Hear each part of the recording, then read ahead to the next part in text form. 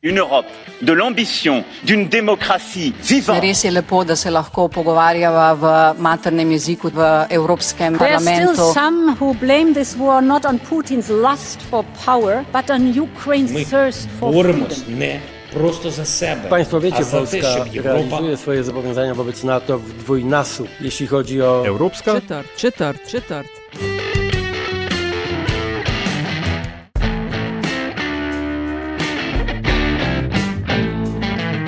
Spoštovani in cenjeni, dobrodošli v podkastu Evropska četrt, podcast o vsem, kar vas bo zanimalo o Evropski uniji, pa niste vedeli, koga vprašati.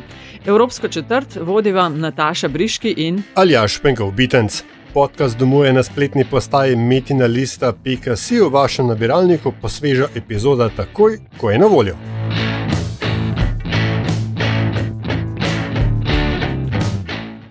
če vas zanima več o programu CERV in projektih, ki jih delajo v okviru tega, to je spet ena epizoda za vas, in sicer gre za četrti del v seriji, ki jo pripravljava skupaj z Aljažem. V prvem delu smo govorili o projektu Empath, in sicer gre za program oziroma za projekt, kjer so raziskovali toksično moškost, oziroma kaj to sploh pomeni, pa enakost spolov, spolni stereotipi, tradicionalne moške norme in tako dalje. Potem v drugi epizodi te serije smo govorili o projektu Impact for Values. To je projekt, ki podpira nevladne organizacije, pri tem, da družbo ohranja budno, pa odločnejšo in odpornejšo proti političnim pritiskom in pravnim akrobacijam. V tretjem delu pa smo govorili o projektu Soočimo se z diskriminacijo, ustvarjajmo družbo enakih možnosti.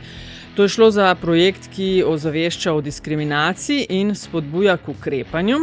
Zdaj pa je na vrsti četrti del, in v četrtem delu je naša gostja Urška Česnik, psihologinja in karierna svetovalka, ki ima dolgoletne izkušnje kot mladinska delavka in trenerka neformalnih izobraževanj na nacionalni in mednarodni ravni. In govorila bo, zaposlena je tudi kot koordinatorka in izvajalka izobraževalnih programov zavoda Tipovej. In pogovarjali se bova o projektu, ki nosi naslov Europe Against Fake News. Urška, zdravo. Lep pozdrav, Nataša. Zdaj pa začeli bova čist na začetku. Za tiste, ki mogoče ne vejo ali pa ne poznajo zavoda Tipovej, mogoče čist na kratko, kdo ste, zakaj ste, kaj delate? Ja, Tipovej je majhna izobraževalna organizacija, smo organizacija za mlade. Imamo zdaj sicer že kar 17-letno tradicijo, jaz sem se jim pridružila 5 let nazaj. Izvajamo pa različne izobraževalne delavnice, usposabljanja, tako na šolah, v nevladnih organizacijah, v podjetjih, kot tudi v nekih drugih učnih okoljih.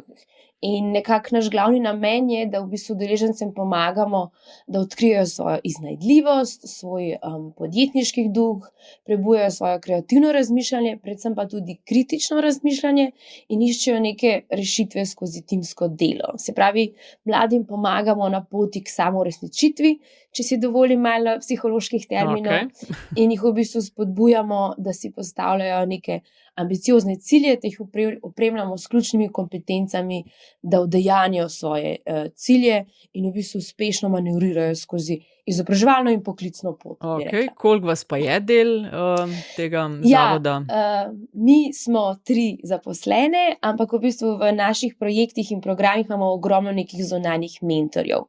Tako da v bistvu naša celostna ekipa bi štela 20 plus mogoče izvajalcev, zaposlene pa smo 3 izvajalke. Kar nekaj, tako da se da kar tudi dosti zanimive, pa ne samo projekte na nacionalni ravni delati. In eden takšnih, o katerem bomo govorili zdaj, je Europe Against Fake News. Mogoče najprej, kaj ste videli kot problem, da ste prijavili ta projekt oziroma ste del njega? Ja, glavni problem ali pa izziv, s katerim se soočamo, je bil to, da v bistvu so mladi glavna skupina, ki so tudi tarča lažnih novic. Mogoče zato, ker so tudi tisti, ki najbolj uporabljajo internet. Mislim, da te Eurostatove publikacije, sicer iz 2019, so rekli, da jih kar 94 mladih uporablja vsakodnevno. In hkrati tudi mislim, da več kot 80% je tistih mladih, ki uporabljajo družbena omrežja. Za primerjavo, pri odraslih je ta delež približno 30% nižji. Se pravi, oni so glavna tarča in najbolj izpostavljena skupina vsem lažnih novicam.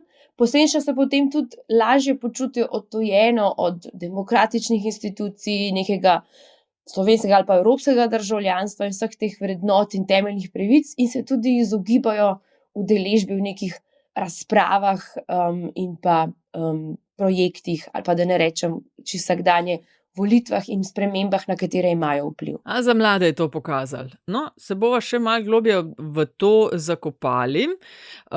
Se pravi, cilj tega projekta je bil, da se preveri, predvidevam, utrip, to, kar ste ravnokar malo omenjali, kako mladi razmišljajo o tem in predvidevam, da tudi usmerjeno k iskanju rešitev. Ne vem, kako se tega lotiti, da bi tega v prihodnje bilo manj, ker verjetno se to tretira kot problem.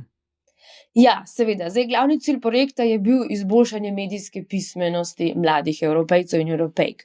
In seveda potem spodbujanje kritičnega razmišljanja, da bodo tudi sami imeli neka orodja ali pa namige, kako lahko prepoznajo, potem pa tudi preprečujejo neke dezinformacije in vpliv lažnih novic na vsakdanje življenje. Posredno smo pa tudi želeli, da se navdihnajo nekako, dajmo temu reči, družbeno-politični aktivizem. Se pravi, aktivno državljanstvo. Aktivno državljanstvo, ja.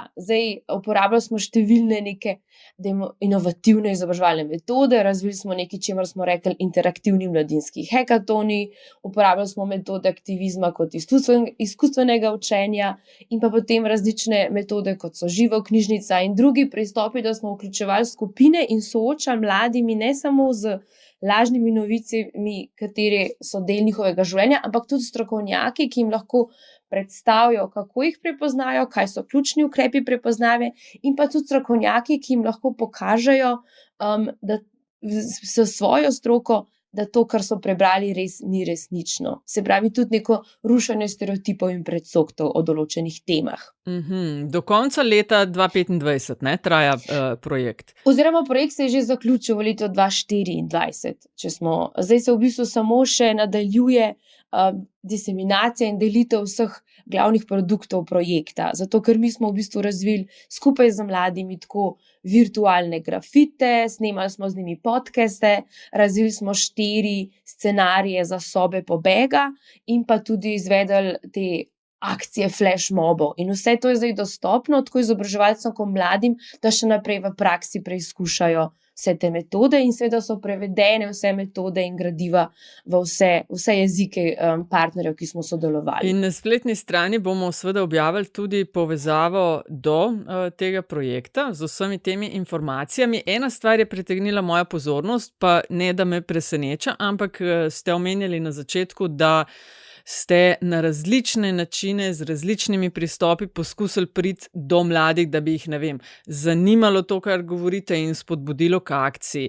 A je tega, mislim, na podlagi vaših izkušenj, ki so zdaj že res dolgoletne v teh raznih programih, je ful težje ali pa zelo težje mlade pritegniti, da jim bo nekaj zanimivo, kot mogoče malo bolj odrasle?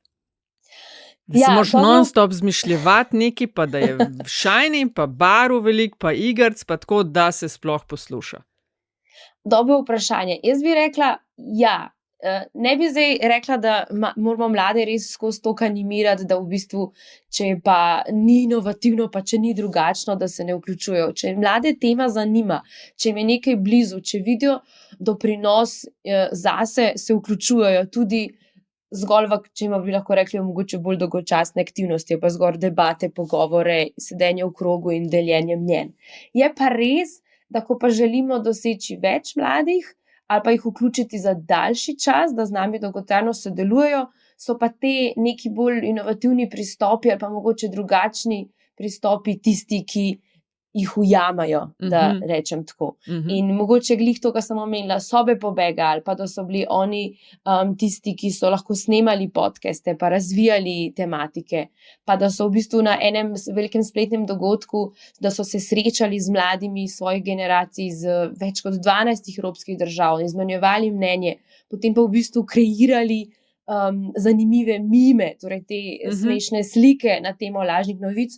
To je bilo tisto, kar jih je najbolj animirano, seveda potem pa so ostali zaradi poznanstva, zaradi debat in tudi zaradi informacij, ki so jih pridobili in nekega novega znanja. Zdaj, kar velike aktivnosti ste imeli. Če bi se, ne vem, v neke 3 točke dalo strniti, kaj so bila glavna spoznanja, kaj ste skupaj ugotovili glede lažnih novic in njihovega vpliva, bi bil odgovor kaj? 3 glavne ugotovitve. Ja, ena je ta, da v bistvu že med samim tem, ko rečemo lažne novice, mogoče mladi niso razlikovali, kaj točno to so. Ne? In v bistvu naša ena strokovnjakinja je zelo dobro delila, torej misinformacija, dezinformacija in malinformacija. Ne? Misinformacija je, ko delimo napačno informacijo brez nekega namena, da škodujemo. In to smo enkrat v življenju vsi naredili. Potem to se tudi velikokrat pri mladih pojavi, zato ker jim je dolg čas, ker imajo dostop do socialnih omrežij, ker imajo več časa, ker so hitri in neke senzacionalne naslove, ki so morda lažni, delijo sam zato, ker je zabavno. Torej to razumevanje njih, da v bistvu vsakodnevno tudi mogoče oni so tisti, ki delijo lažne novice, tudi če tega ne želijo. Potem pa razlika pa v teh dezinformacijah in malinformacijah, ko pa zavestno delimo napačne informacije z nekim namenom povzročiti škodo. Se pravi, že ta razlika terminologije je bil en pomemben korak, ali pa neka izkupiček projekta, da tako rečem. Potem drugi je bil tudi neko zavedanje, da velikokrat lažne novice igrajo na naše emocije in da moramo razumeti v bistvu, kdo so tisti snovalci ali pa agenti, ki jih ustvarjajo, producirajo in delijo. Kakšna je njihova motivacija in kako mi kot prejemniki ali pa tolmači ta sporočila sprejemamo in si ga razlagamo. A sploh naredimo kakšen korak, da preverimo, a je res ali ni res. Recimo en nasvet, ki smo ga dobili strani naših strokovnjakov, je bil že to, da preverimo komentarje, ker velikokrat je ogromno nekih fact-checkerjev in preverjevalcev, ki za nas naredijo to delo. In če imaš od 100 komentarjev jih 50, ki rečejo, to ni res, to se je zgodilo pred 10 leti, zgolj delite slike, je delo za nas že opravljeno. Neke vrste community notes. Tako, ja, super, community notes, ne. Potem pa tudi to zavedanje, ki se pa spet je zgodilo iz teh različnih aktivnosti in metode, kako smo prišli do teh zavedanj, so sam zanimiv korak do tega, a ne, ampak to, da zakaj so lažne novice nevarne, ne, ker velikokrat rečejo, ja, to je odgovornost posameznika, oziroma če govorimo o otrokih in mladostnikih, staršev ali šole, ampak potem nekako pridemo do tega boja David proti Goljat, ne, če sem jaz sam proti tehnološkim podjetjem, ki me vsakodnevno bombardirajo za 100+ novicami, a bom res imel čas in energijo vseh teh novic analizirati in preveriti. Zdaj, zakaj pa je nevarno, ne? Ker če demokracija temelji na tem konceptu, da sprejemamo informirane odločitve in lahko sodelujemo v razpravah in procesih odločanja, potem moramo imeti dostop do pravih in resničnih novic. Zdaj, če pa dobivamo lažne, ne, v bistvu ta neka pravica do obveščenosti odvzeta. In to razumevanje ali pa moment, ko so ga mladi dobili, da v bistvu ta družbena polarizacija, pa zmanjšano zaupanje v institucije in medije, tudi pol nižja angažiranost in aktivizem med državljani, je lahko oziroma je posledica tudi lažnih novic, ki jih vsakodnevno, da ne rečem vsako uro, prejemajo. Zdaj naslov projekta je Evropa, če ga v slovenščino prevajam, Evropa proti lažnim novicam. Vaši partnerji prihajajo iz različnih koncev Evrope. Ali se je enako razumelo ta problem lažnih novic, dezinformacij, manipulacij informacij, ali ste klele na terenu, ne vem, zaznali kakšne razlike ali pa, različne stopnje tudi znanja, kar se tega tiče? Zdaj, ali ima vsaka država svojo resnico, pa svojo definicijo, težko odgovorim, ker mi smo sledili teh skupnim definicijam, ki so jih tudi eksperti predstavili. Jaz bi pa rekla, da gotovo ima vsaka država toliko resnic, kolikor je prisotnih akterjev, ki imajo do vsake lažne novice korist. Zdaj, bodisi finančno, politično ali pa tudi zgolj osebno, a ne. In gotovo pa je ta prisotnost pa uporaba že organiziranih kampanj za širjenje dezinformacij z namenom, da se manipulira javno mnenje, tudi javno mnenje med mladimi, pač ni več skrivnost in v bistvu je v vseh državah porast tega. To tudi vidimo, ker skoraj vse vlade in EU inštitucije sprejemajo nove politike in aktivno sodelujo v teh kampanjah proti dezinformacijam. Zdaj, naši partnerji smo bili iz Slovenije, Španije, Belgije, Grčije, Hrvaške, potem smo imeli še pridružene partnerje in vključevali strokovnjake iz različnih evropskih držav. In nekako smo se strinjali, da ena rešitev, ki nikakor ne posega v temeljne človekove pravice in je krepitev prav medijske pismenosti in kritičnega mišljenja. In to je bilo gonilo našega projekta. Sploh med mladimi kot najpogostejšimi uporabniki interneta in socialnih omrežij, ki se tudi večinoma na te platforme zanašajo za pridobivanje informacij. Ko smo delali to osnovno raziskavo, zelo redki so tisti mladi, ki berejo še kakšne druge novice, kot smo jih mogoče starejši ali pa starejši ljudje navajeni. Časopis sploh ni nekaj, po čemer posegajo, to so socialna omrežja, YouTube kanali, torej te velike platforme. Tako da, so razlike. Razlike so mogoče tudi v tem, koliko je nekih mehanizmov pa varoval, ki jih že država ali pa izobraževalne inštitucije postavljajo za mlade, ne. Zdaj, jaz se rada obračam po zgledu po severnoevropskih državah, ki recimo na Finskem že v 6. leti začnejo sploh govoriti o tem, kaj so digitalne tehnologije, mladim ponujati neke okvirje in veščine, da se lahko živijo tudi v tem digitalnem svetu. Tudi v Sloveniji smo še kar naprednih v programih in tudi organizacijah, ki tudi poleg šole nudijo te informacije. Medtem ko pa nam mogoče naši partnerji iz Grčije, Španije so še malo za nami, ampak se gotovo tega problema zavedajo in origirajo. No? Ena stvar me še zanima, ker seveda govorimo o mlajših konzumentih novic in oziroma ste omenili tudi seveda družbena omrežja, kjer mlajši preživijo mogoče še več časa kot starejše generacije. Včasih se je govorilo ne verjeti vsemu, kar je, ne vem, na Facebooku, ampak mladih seveda na Facebooku ni ali pa so v res zelo majhnem odstotku, so pa na TikToku, ki je pa platforma, ki spodbuja kratko, hitro vsebino. Zdaj pa kako se, ne vem, kaj ste debatirali, kako se boriti proti dezinformacijam, ko je večina mladih tam na platformi, ki je plodna zemlja za točno to, ker na kratko se težko dajo zahtevne stvari razložiti ali pa težje, ne? To je večni izziv. Na Facebooku mladih gotovo več ni. Mislim, da smo se nazadnje pogovarjali, da ga uporabljajo zgolj zato, da se preko njega lahko prijavljajo v različne druge platforme, se pravi, da se rešijo tega, da morajo imeti številna gesla v svojem spominu. Potem pa imamo TikTok, Instagram, vse platforme, ki imajo že tako uspešne algoritme, s katerimi zelo težko tekmujemo. Tudi mi se vsako leto na naših strateških srečanjih pogovarjamo, a zdaj odpreti TikTok, a ponujati neke izobraževalne vsebine, neke preverjene vsebine mladim, ali mogoče niti ne bomo uspešni v tem dosegu, ne?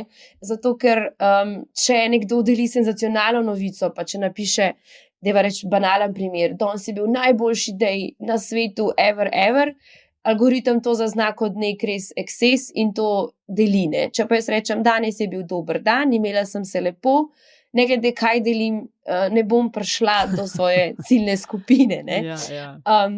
Tako da, kaj smo mi govorili, v bistvu smo mlade probali naučiti ali pa z njimi deliti te ključne korake, kako lahko oni sami na svojih omrežjih, ki uporabljajo, preverijo, a je nekaj resnično ali ne.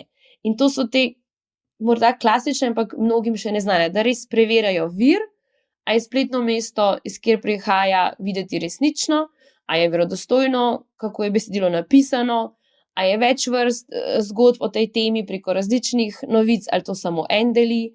Da smo zelo pozorni na lažne fotografije, sploh na socialnih omrežjih so fotografije in videi tisti, s katerimi pridobijo našo pozornost. Ne.